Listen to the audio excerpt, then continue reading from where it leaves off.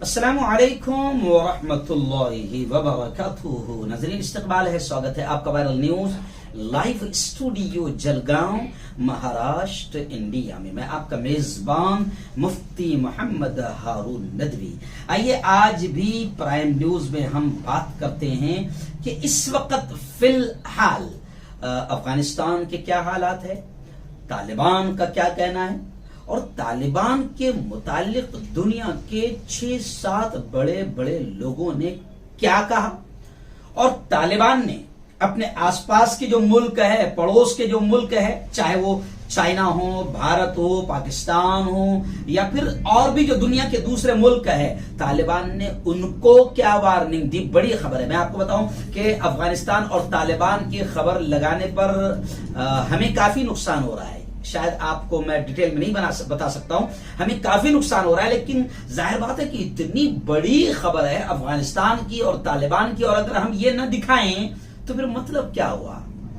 आखिर चैनल जब लेकर बैठे हैं, हालात जब आपको बताना चाहते हैं, और हालात को बताना ये हमारा अपना कर्तव्य और हमारी अपनी जिम्मेदारी है। अब अफगानिस्तान की और तालिबान की खबर दिखाने पर हमें नुकसान पहुंचाया जा रहा है, लेकिन फिर भी हम आपको आज के क्या हालात है वो आपके सामने रख रहे हैं। तो पहली बड़ी बात मैं आपको बता दूं कि अफगानिस्तान में इस वक्त जंग के खात्मे का ऐलान तालिबान की तरफ से कर दिया गया।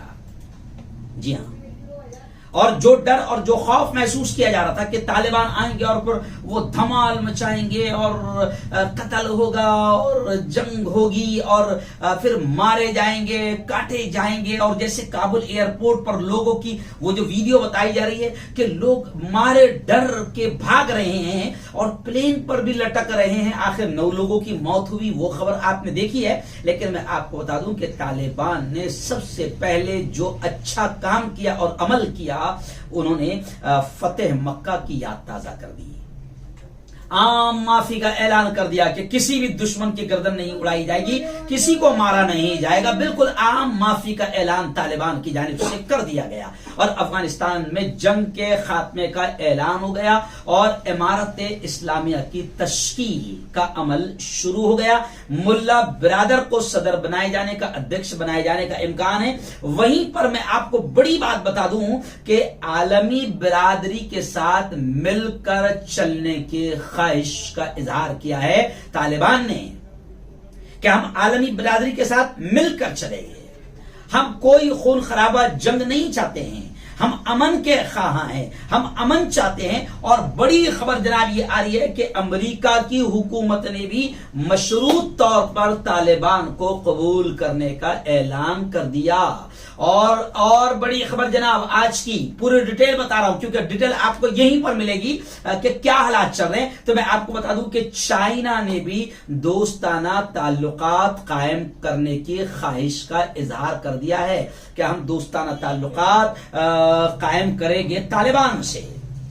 जी हां, लेकिन अब आप और बड़ी खबर सुन लीजिए कि तालिबान ने जिस तरीके से अमन का, आम माफी का ऐलान कर दिया, दुश्मनों को भी बख्श दिया और जेल खाने पर कब्जा करके कैदियों को भी आजाद कर दिया, रिहा कर दिया। कैदी उनके कदम चूमते हुए नजर आ रहे हैं और शाम से लेकर फलस्तीन तक तालिबान की फतह का जश्न मनाया जा रहा है। लेकिन वहीं पर बड़ी खबर ये सुन लीजिए कि कुछ मुल्क ऐसे भी है जो तालिबान से दुश्मनी का इरादा रखते हैं। तो तालिबान ने बड़ा ऐलान कर दिया। इस ऐलान को आप समझ लें कि तालिबान ने, मुल्ला अब्दुल गनी बिरादर ने यह बात कही है कि हमको अल्लाह की तरफ से मदद और फतह मिली है। और फिर उन्होंने बड़ा ऐलान किया, हर मुल्क, आजू बाजू के जितने मुल्क है वो सब सुन लें कि तालिबान की नीयतों पर शक करके उनको गलत अंदाज में भी कुछ आतंकी मीडिया बयान कर रही है। लेकिन तालिबान ने साफ तौर से कह दिया कि हम किसी भी मुल्क के मामलात में मुदाखलत नहीं करेंगे। हम किसी भी मुल्क के, चाहे वो पड़ोसी मुल्क हो, चाहे दूर के मुल्क हो, हम किसी भी मुल्क के मामलात में मुदाखलत, इंटरफेयर नहीं करेंगे।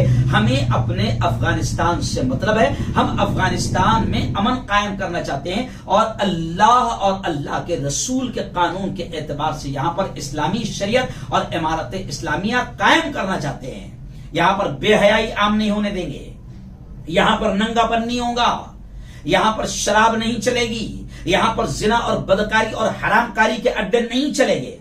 तो लोग तो कह रहे तो बहुत अच्छी बात है, लेकिन अब कुछ मुल्क है जिनके पेट में बड़ा मरोड़ हो रहा है, तो तालिबान ने उनको भी साफ तौर से कह दिया कि हम किसी मुल्क के मामले में इंटरफेयर मुदाखलत नहीं करेंगे, किसी दूसरे मुल्क को टेंशन लेने की जरूरत नहीं, क्योंकि कई मुल्क आसपास के टेंशन में आ गए हैं। तो तालिबान ने कह दिया कि किसी दूसरे मुल्क को टेंशन लेने की जरूरत नहीं, हम किसी भी मुल्क में इंटरफियर नहीं करेंगे। लेकिन वहां पर क्लियर तौर से वार्निंग भी दे दी कि अगर कोई दूसरा मुल्क हमारे मामलात में मुदाखलत न करे, इंटरफियर न करे, यानी गोया कि दबे लफ्जों में, बल्कि दबे क्या खुले लफ्जों में तालिबान ने कह दिया कि हम तुम्हारे अंदर किसी भी मुल्क में इंटरफियर नहीं करेंगे, लेकिन हमारे मामले में भी किसी ने इंटरफियर करने का नहीं, मुदाखलत करने का नहीं। और तालिबान रहनुमाओं ने बिल्कुल अमन का माहौल बनाया। बल्कि बड़ी खबर यह आ रही कि तालिबान रहनुमाओं ने जो गुरुद्वारे हैं वहां पर सिख भाइयों के, तालिबान रहनुमाओं ने बाकायदा उनका दौरा किया, और दौरा करते वक्त उन्होंने हिंदू भाइयों को भी और सिख भाइयों को भी मुकम्मल तौर से तहफ्फुज का यकीन दहानी करवाई कि आपको, अल्पसंख्यक को, माइनॉरिटी को कोई तकलीफ नहीं पहुंचाई जाएगी।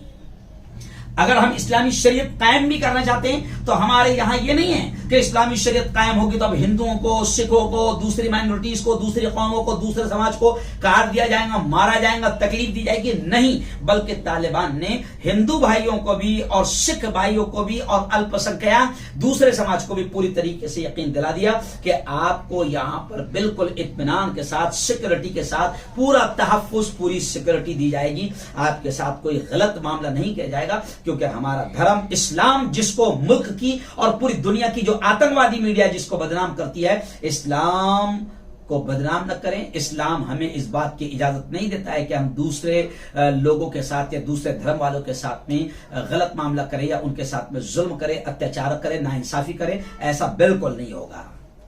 आइए अब इस खबर में बड़ी बात मैं आपको बता दूं जनाब, बड़ी बात मैं आपको बता दूं, जो अभी खबर आ रही है कि अशरफ गनी जो भागे हैं, फरार हुए हैं प्रेसिडेंट, वहां के सदर, तो वो अकेले नहीं भागे, बल्कि खबरें आ रही है कि 200 लोग अशरफ गनी के साथ अफगानिस्तान से फरार हुए हैं। यानी अशरफ गनी अकेला नहीं गया, बल्कि 200 लोगों को लेकर फरार हुआ है। और सिर्फ यही नहीं, बल्कि अशरफ गनी बहुत कुछ साजो सामान भी, यहां से गाड़ियां वाड़ियां, रुपया पैसा भी लेकर फरार हुआ है। लेकिन जो खबरें आ रही थी कि अशरफ गनी ताजिकिस्तान की तरफ गया है, तो बड़ी खबर वहां से आ रही कि ताजिकिस्तान की के वजीर खारिजा और वहां की वजारत खारिजा ने यह बयान दिया है कि अशरफ गनी का तैयारा, अशरफ गनी का प्लेन ताजिकिस्तान नहीं आया।